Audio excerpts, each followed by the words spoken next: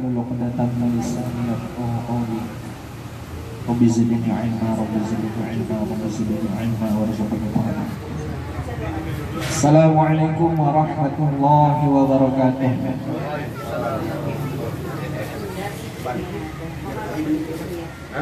Alhamdulillahi rabbil alamin. Allahumma salli wa sallim ala sayyidina Muhammadin abdika rasulih wa ala al-mu'minina wal mu'minat wal muslimina wal muslimat.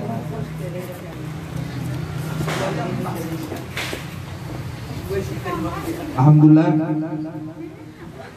nenek yang dimuliakan oleh Allah, mama, ibu, bapak, mama semua, sepupu, ponakan yang dimuliakan oleh Allah SWT. Alhamdulillah, hari ini sudah masuk tanggal 22 Sya'ban. 22 Sya'ban berarti Ramadan kalau seandainya jatuh hilal itu terlihat di hari Minggu malam, maka hari Minggu malam kita sudah sahur. Minggu malam tepat, tapi sahur untuk puasa di hari Selasa. Jadi kurang lebih ada sekitar 8 hari lagi, 9 hari lagi. Semuanya kita akan merasakan, insyaallah Allah kasih umur panjang, akan mendapatkan bulan suci Ramadan. Jadi nenek semua, bapak, ibu, mama, kita saling doa mendoakan, mudah-mudahan Allah sampaikan kita ke bulan suci Ramadan. Maka sebelum masuk ke bulan suci Ramadan, ada beberapa hal yang mesti kita ingin bahas. Yang pertama ialah hubungan kita dengan Allah. Yang kedua hubungan kita dengan manusia. Yang ketiga ialah sedikit banyak fikih mengenai puasa. Yang pertama hubungan kita dengan Allah. Ini bisa kita lihat nanti ketika Rasulullah bersabda di akhirat kelak, yang Allah akan tanya dari diri seorang hamba pada hari kiamat, yang pertama sekali ialah mengenai an-na'im atau nikmat. Nikmat yang pertama ialah alam musihah jismak, apakah aku tidak berikan kalian kesehatan. Yang kedua, apakah tidak Allah berikan kita al-ma' al-barid, air dingin. Ada kisahnya di dalam kitab Al-Mirqah. Dalam kitab tersebut disebutkan ada seorang raja, yang mana raja tersebut sedang dalam keadaan kehausan, atshan syadidan. Maka kita sudah ketahui air putih itu mudah didapati. Kalau zaman sekarang sudah ada aqua gelas, tapi zaman dulu tidak ada. Maka suatu ketika raja ini tidak dapat air putih, haus sekali. Maka datanglah suatu masa, karena kehausan ini ada orang yang menawarkan air. Mana atau man tu'tika in samaituk, apa yang bisa engkau berikan kalau aku kasih kamu minum? Ini pertanyaan dari seseorang kepada raja. Maka raja tadi menjawab, nisfu mulki, setengah kerajaanku akan kuberikan dengan gantian air minum. Akhirnya seorang raja tadi minum air. Saking kenyangnya dia minum, akhirnya tak bisa pipis. Mama semua juga, ya, nenek makan malam sekarang pun jangan sampai kekenyangan kali, nanti tidak bisa bernapas, susah bernapas. Kalau di zaman raja-raja dulu, banyak minum tak bisa pipis. Akhirnya kejadian kedua ini ternyata orang yang sama bisa menolongnya. Seorang yang ngasih air tadi, siapa dia? Orang yang sama, tidak disebutkan namanya. Maka dia tanyakan, ma tana'am alayya in mu'alijuk, apa yang bisa engkau berikan nikmat kepadaku kalau aku ngobatin kau? Maka akhirnya apa? Kata raja tadi, nisfu mulki al-akhir, setengah kerajaanku yang lain aku kasih. Jadi ibaratnya kalau punya istana kepresidenan, setengah kerajaan itu dikasih, kemudian setengahnya lagi dikasih. Artinya siapa yang jadi raja? Orang yang berbuat baik tadi. Akhirnya apa? Akhirnya semua kerajaannya dikasih ke orang yang ngasih air tadi dan yang telah mengobatinya tadi.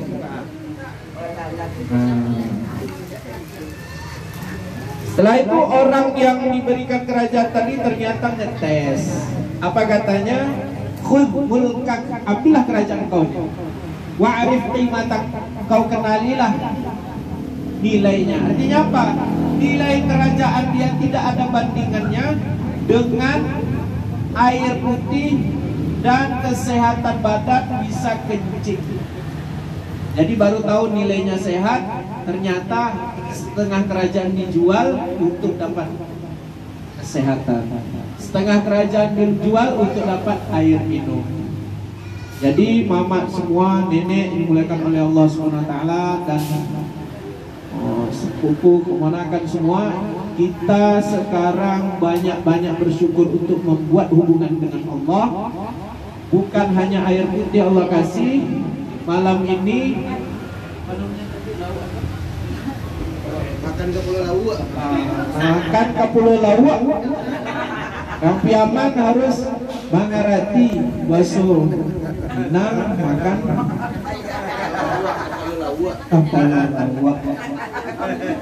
hati-hati tulang.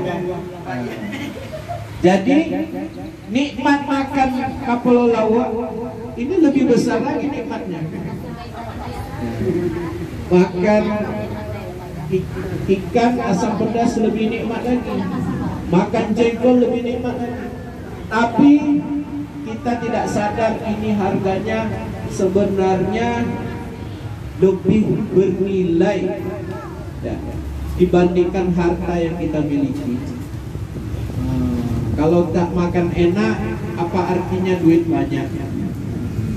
Badan tak sehat, apa artinya? Allah jangan sampai meninggalkan perintah sholat 5 waktu.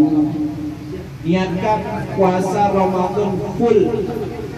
Jangan sampai puasa Ramadan kita bolong-bolong. Kalau banyak kerjaan, buat sekarang. Kalau bulan Ramadan, kurangi kesibukan.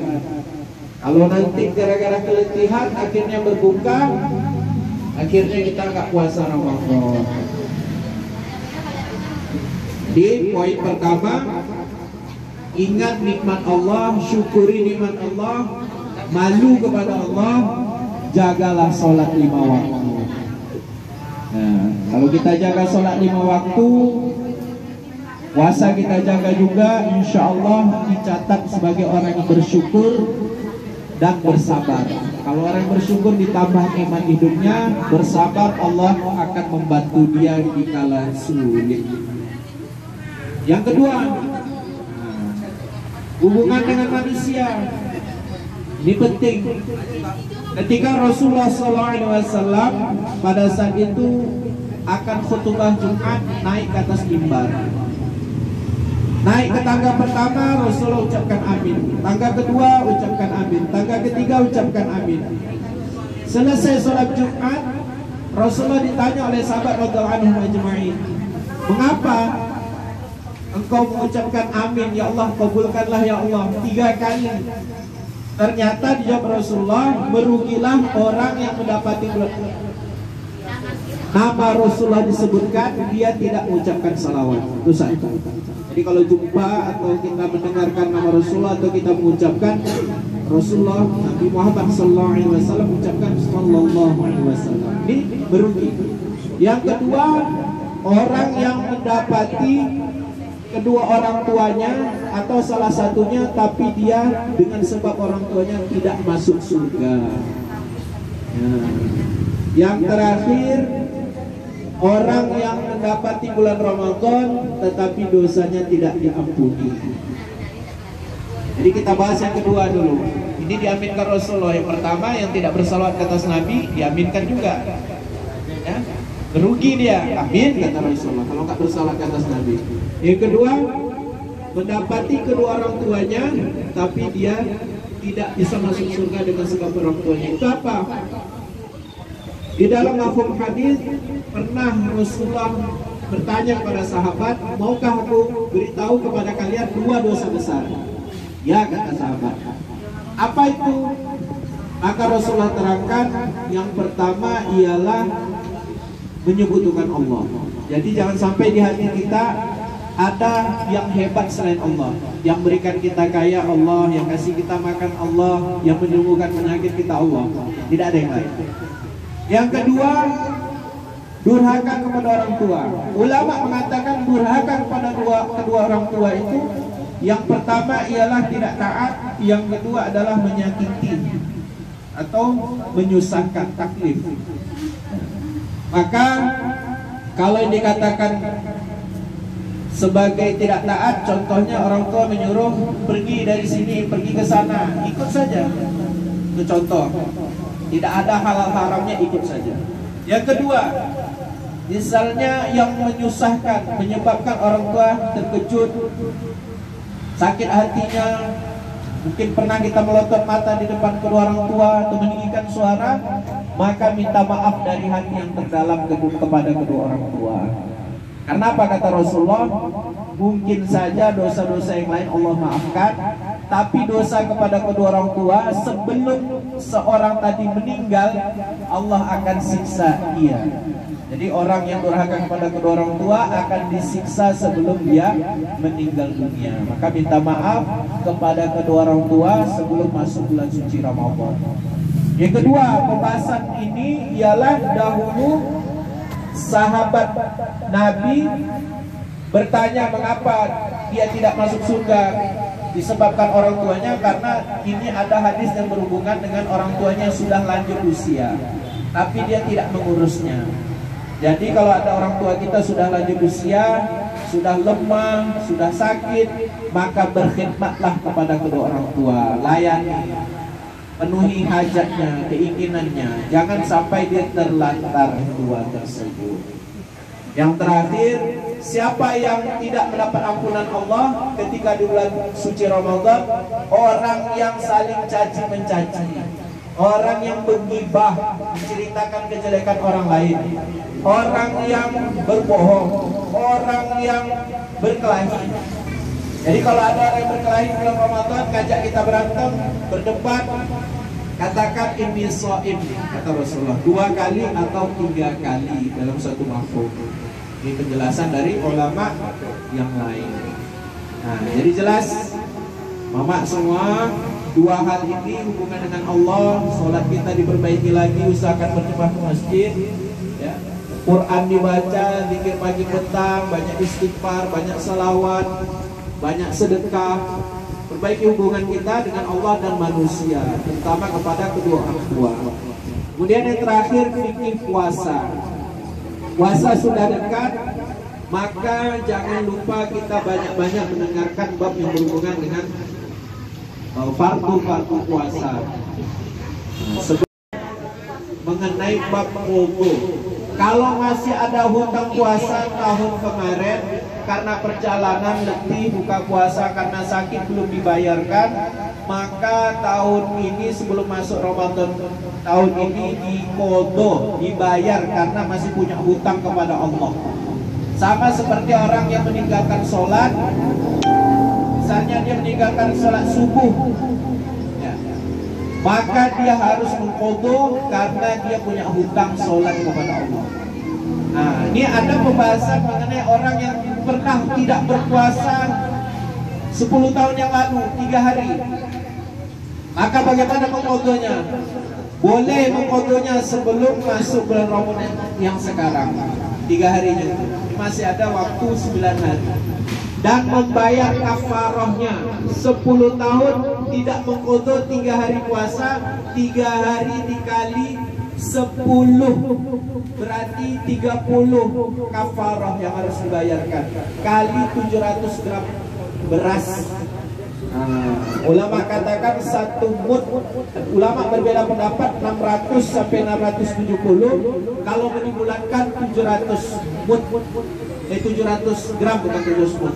700 gram beras mesti disedekahkan ke fakir miskin, karena 3 hari puasa yang ditinggalkan 10 tahun yang lalu. 3 hari kali 10 tahun berarti 30. 30 kali 700 mud. 700 gram, 700 mud. Berapa hasilnya? Anggap saja satu puasa itu 7 kilo. Kalau sudah 3 puasa 10 tahun yang lalu nggak pernah dibayar, nggak pernah diganti, baik sengaja maupun tidak sengaja puasanya tidak dikerjakan, berarti 7 kilo kali 3. Berapa? 21 kilo beras untuk 3 hari puasa yang 10 tahun yang lalu. Kalau 9 tahun yang lalu ada lagi, berarti dikalikan lagi, kali 9. Kalau seandainya 3 hari dia nggak puasa. Jadi ini hutang-hutang kita lunaskan, sama seperti sholat. Sekarang baru mulai sholat misalnya, hari ini sudah 10 tahun tak pernah sholat, berarti di print kalender 10 tahun mulai tahun berapa nggak sholat. Di koto subuh, zuhur, asar, maghrib, isya, hutang kepada Allah. Kalau nggak dibayar, berarti kita tak tahu diri kepada Allah. Dikasih makanan hidup minum di dunia ini, kasih hidup tak tahu diri, malu kepada Allah. Maka dengan itu kita kotokanlah, bayarkanlah puasa kita dan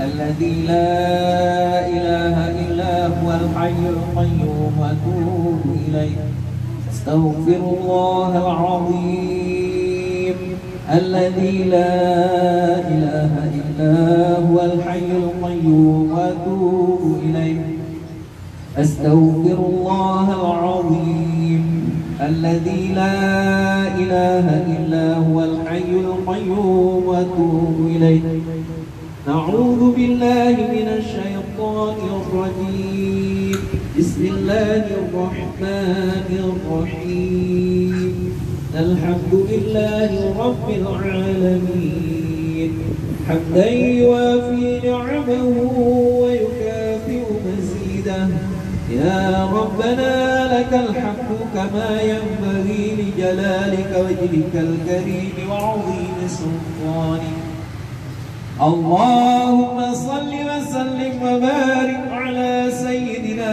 محمد عبدك ورسولك وعلى المؤمنين والمؤمنات والمسلمين والمسلمات اللهم اغفر لنا ولوالدينا وارحمهما كما ربونا صغارا اللهم اغفر لأمة سيدنا محمد صلى الله عليه وسلم اللهم ارحم أمة سيدنا محمد صلى الله عليه وسلم اللهم أصلح أمة سيدنا محمد صلى الله عليه وسلم اللهم فرج عن أمة سيدنا محمد صلى الله عليه وسلم اللهم اهد الناس جميعا اللهم اهدنا واهد بنا واجعلنا سببا لمن اهتدى يا حي يا قيوم برحمتك نستغيث يا حي يا قيوم إلهنا وإله كل شيء إلها واحدا لا إله إلا أنت الله الله ربنا ولا نشرك به شيئا يا الله يا رحمن الرحيم kami adalah hamba-hamba yang lemah ya Allah, hamba-hamba yang tak berdaya ya Allah. Banyak kesalahan yang kami perbuat di sana sini ya Allah, banyak dosa yang telah kami perbuat ya Allah. Engkau adalah Al-Ghaffar At-Tawwab, Maha Pengampun lagi Maha Penyayang ya Allah. Engkau adalah Ar-Rahim, maka ampunlah dosa-dosa kami ya Allah. Ya Allah, pandanglah kami dengan kasih dan rahmat-Mu ya Allah. Ya Allah, janganlah lihat dosa-dosa kami ya Allah. Ya Allah, kami hamba yang lemah ya Allah. Ampunlah dosa-dosa kami, dosa dari lisan kami, tangan kami, mata kami, pikiran kami, dosa seluruh anggota tubuh kami. Ya Allah, ya Rahman Rahim, ampuni juga dosa kedua orang tua kami ya Allah. Rahmati mereka ya Allah, sayangi mereka sebagaimana mereka menyayangi kami di waktu kecil ya Allah. Ya Allah, ya Rahman Rahim, rahmati kedua orang tua kami ya Allah. Ya Allah, jagalah amalan kedua orang tua kami ya Allah. Cucurkan hidayah mencurah-curah ya Allah bagi kedua orang tua kami yang telah tiada ya Allah. Berilah kami taufik untuk berziarah kubur kepada kedua orang tua kami ya Allah. Ya Allah, ya Rahman Rahim, jauhkanlah dari siksa kubur di dalam kuburnya ya Allah. Berilah angin-angin surga masuk ke dalam kuburnya ya Allah. Bukakanlah jendela-jendela surga masuk ke dalam kuburnya ya Allah. Ya Allah, jangan siksa kedua orang tua kami ya Allah. Berhentikanlah adab kubur di dalam kuburnya ya Allah. Terimalah amal-amal solehnya ya Allah. Ya Allah, ya Rahman Rahim, dalam hidup kami banyak kehidupan kami yang melanggar dalam hukum perintah-Mu ya Allah. Mungkin solat kami banyak kami lalaikan ya Allah. Kami banyak juga puasa kami sebelum kami lalaikan ya Allah. Ampunilah juga ya Allah. Dan perbaikilah kami dalam ibadah kami berikutnya. Ikhlaskan kami dalam amal kami, dalam sedekah kami, dalam silaturahmi kami ya Allah. Ya Allah, ya Rahman Rahim, berilah kami bimbingan dalam kehidupan kami ya Allah. Jadikanlah anak keturunan kami anak soleh-solehah ya Allah. Alim ulama habis abidullah yang membantu agamamu ya Allah. Rabbana la tu'akhidna in nasina aw akhtana. ربنا ولا تحمل علينا إصرا كما حملته على الذين من قبلنا ربنا ولا تحملنا ما لا طاقة لنا به واعف عنا واغفر لنا وارحمنا أنت مولانا فانصرنا على القوم الكافرين. Ya Allah, janganlah hukum kami ya Allah, jangan siksa kami karena dosa kami ya Allah. Ya Allah, ya Rahman Rahim, janganlah berikan kami beban yang berat dalam kehidupan kami seperti mana orang-orang sebelum kami ya Allah. Janganlah berikan ujian hidup kami yang mana kami tak mampu melewatinya ya Allah. Ya Allah, maafkan kami ya Allah. Ampunilah kami ya Allah, rahmati kami ya Allah. Tolonglah kami ya Allah. Tolong juga kami atas kaum kafir ya Allah.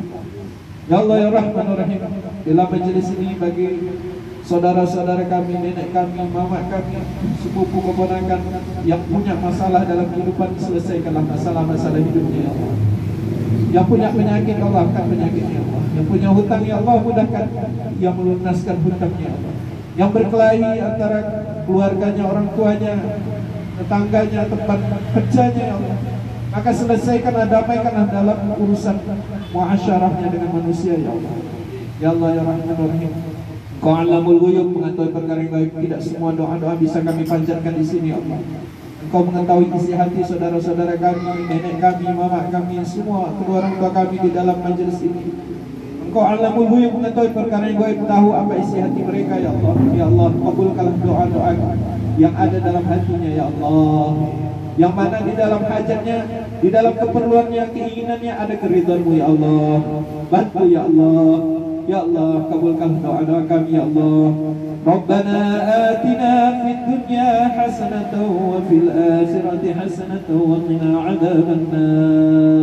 Subhana rabbika rabbil izzati amma yasifun wa salamun 'alal mursalin walhamdulillahi rabbil alamin. Taqabbalallahu